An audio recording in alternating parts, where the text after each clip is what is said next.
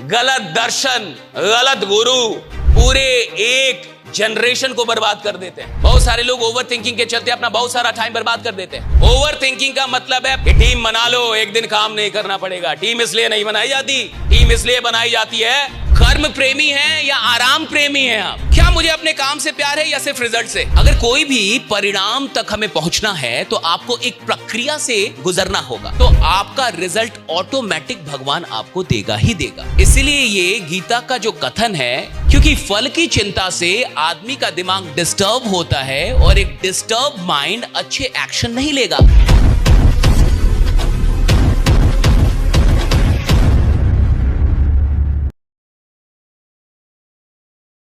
Over thinking का मतलब है प्रॉब्लम के बारे में बार बार सोचना। अगर आप प्रॉब्लम के बारे में बार बार सोचते हैं, इसी को ओवर थिंकिंग कहता हूं मैं। सॉल्यूशन के बारे में बार बार सोचने को ओवर थिंकिंग नहीं कहूंगा।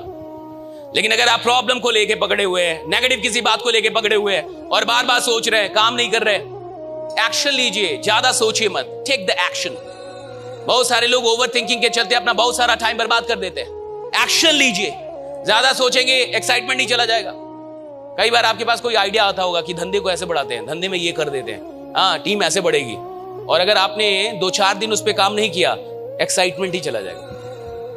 अच्छा, जब आइडिया आता है तो बड़ा एक्साइटमेंट होता है। जिस समय आइडिया पैदा होता है उस समय एनर्जी देखिए, अपनी एक्साइटमेंट देखिए, उत्साह, हाँ ऐसा कर देते हैं, बड़ा उत्साह रहेगा। और अगर नहीं किए, 2-4 दिन नहीं किए, एक्साइटमेंट ही चला जाएगा, फिर आप कर ही नहीं पाएंगे वो काम।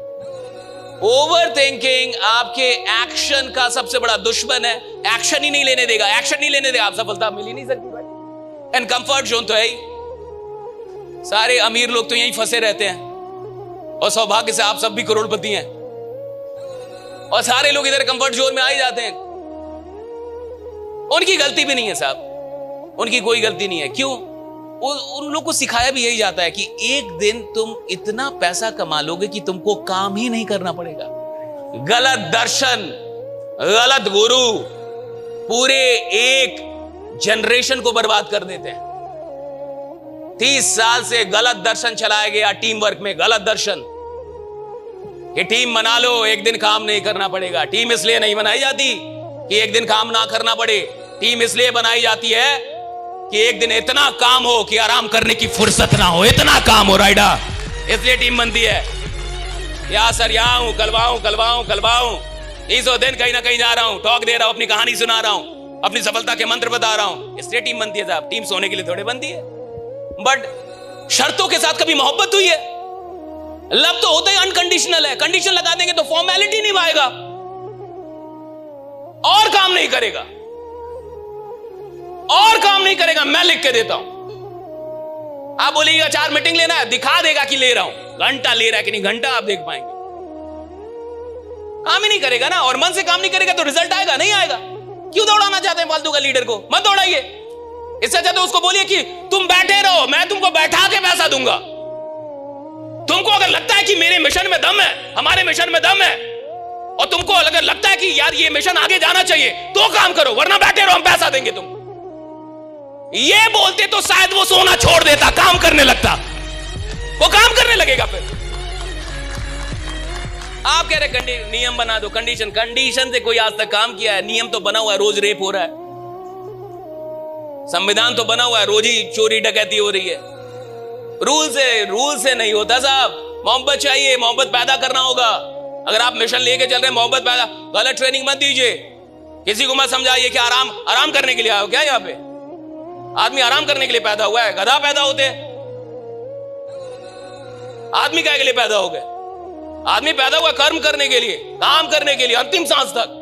ये तो ईश्वर से मनाइए कि भगवान मुझे ऐसा रखो कि अंतिम सांस तक काम करता रहूं, अंतिम सांस तक काम करता रहूं, लास्ट ब्रेथ।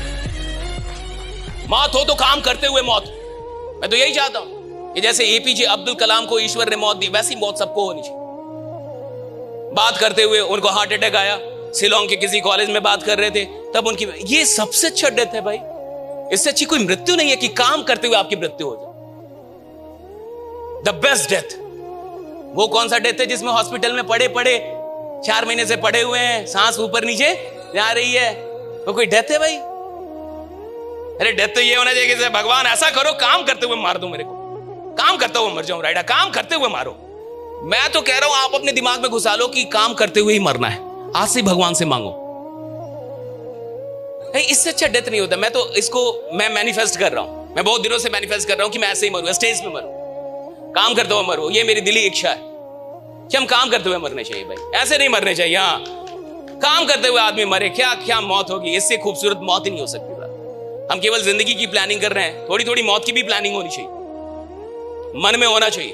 ये ऐसे मरने का है राइडा, आप मन में रखिए। मैं आपको बता रहा हूं भगवान आपको ये शक्ति दे देगा उस समय, 100% मैं बता रहा हूं, 100%। मैं क्या, मैं मरूंगा तो ऐसे थोड़े मरूंगा, सारा हॉस्पिटल को लिखा पढ़ा के मरूंगा, राइट, बैठो कहीं भी रहूंगा तो ऐसे थोड़े मरना है।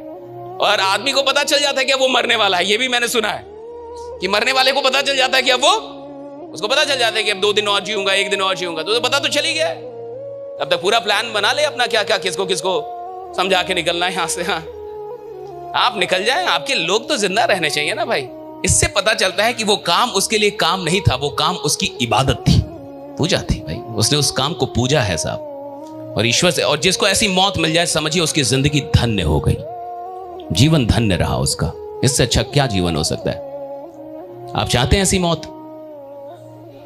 या कुछ लोग मौत के नाम पे भी डरता है। बाबू देखो, मरना तो एक दिन सबको है भाई, डरो मत, एक दिन सब जाएंगे। अच्छी बात यही है कि वो एक दिन कब आएगा किसी को नहीं पता है, यही जीवन का सबसे बढ़िया खेल है। देखिए जरा सम इंपॉर्टेंट क्वेश्चंस, कंफर्ट शोर को लेके कुछ इंपॉर्टेंट क्वेश्चंस है जो हम लोग करते हैं अपने आप से। ये क्वेश्चन आपको करने, 5 क्वेश्चन यहां पे दिए गए हैं। अगर सबसे पहला क्वेश्चन है, क्या मैं कंफर्ट लवर हूं? क्या आप कंफर्ट लवर हैं या वर्क लवर हैं? कर्म प्रेमी है या आराम प्रेमी है आप? कर्मा लवर है ना, कंफर्ट लवर नहीं है ना? ठीक है, मैं अपने कंफर्ट जोन से बाहर जाने के लिए कितना तैयार रहता हूं? तैयार रहते हैं आप? रेडी रहते हैं कंफर्ट जोन से बाहर जाने के लिए? क्या मुझे अपने काम से प्यार है या सिर्फ रिजल्ट से? बहुत अच्छा जवाब ये भी है, दोनों से। इस जवाब में कुछ खराबी नहीं है, ये मॉडिफाइड जवाब है, सही है, ये भी अच्छा जवाब है। दोनों से प्यार है, काम से भी और रिजल्ट से भी, नथिंग बैड राइडा। वैसे जिस आदमी को काम से प्रेम होगा उसको रिजल्ट अपने आप भी मिलता है। देखिए, अगर आपको फसल बोने से प्यार है, अगर आपको खेती करने से प्यार है, तो फसल वो आएगा ही, उगेगा ही। अगर आपको प्रोसेस से प्यार है तो रिजल्ट अपने आप मिलेगा आपको। जो प्रोसेस फोकस्ड आदमी होता है उसको रिजल्ट की चिंता नहीं करनी पड़ती है। जो प्रोसेस लवर है उसको रिजल्ट की चिंता करनी ही नहीं है, क्योंकि सारा रिजल्ट किसकी देन होता है? प्रोसेस की देन है। अगर कोई भी परिणाम तक हमें पहुंचना है तो आपको एक प्रक्रिया से गुजरना होगा, और प्रक्रियाएं ही परिणामों को जन्म देती है। तो अगर आप प्रक्रिया पे केंद्रित हैं, अगर आप प्रोसेस लवर हैं, अगर आप प्रोसेस पे बहुत ध्यान देते हैं, तो आपका रिजल्ट ऑटोमेटिक भगवान आपको देगा ही देगा। इसलिए ये गीता का जो कथन है कि कर्म करो फल की चिंता ना करो, ये गलत नहीं है, क्योंकि फल की चिंता से आदमी का दिमाग डिस्टर्ब होता है, और एक डिस्टर्ब माइंड अच्छे एक्शन नहीं लेगा, अच्छे डिसीजन नहीं ले पाएगा। भगवान कृष्ण ने ऐसे नहीं बोला कि कर्म किए जा, फल की चिंता ना कर।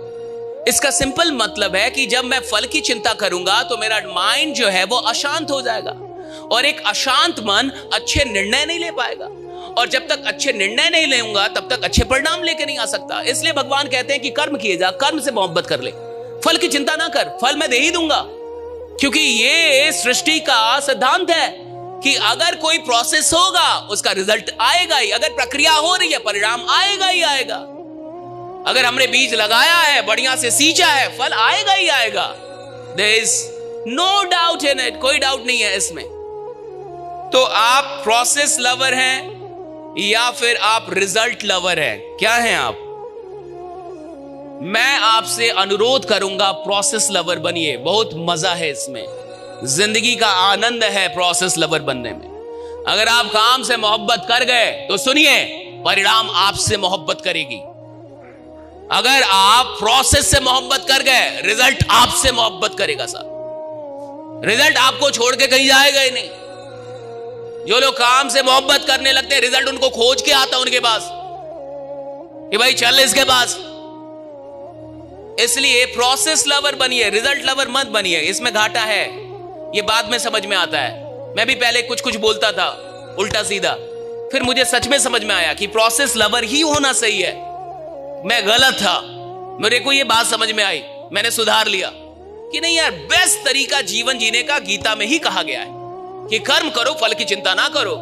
और कृष्ण की बात पे आपको कोई हक ही नहीं है कि आप उसको तोड़े मड़ोड़े। उन्होंने जो कहा है बहुत ही परफेक्ट बात, वो तो शाश्वत सत्य है, उसमें क्या दिमाग लगाना, वो तो पूर्ण सत्य, उसमें दिमाग लगाने की आवश्यकता ही नहीं है। प्रोसेस लवर बनने की कोशिश कीजिए, प्रोसेस से मोहब्बत कीजिए, जर्नी से मोहब्बत कीजिए, मंजिल अपने आप आपको खोज के मिलने लगेगी, आपके पास आ ही जाएगी। राइट, इस आदमी को यात्राओं से मोहब्बत हो जाएगी, मंजिलें उसके कदमों में आने लगती है साहब, वो खुद आकर्षित होकर आएंगी।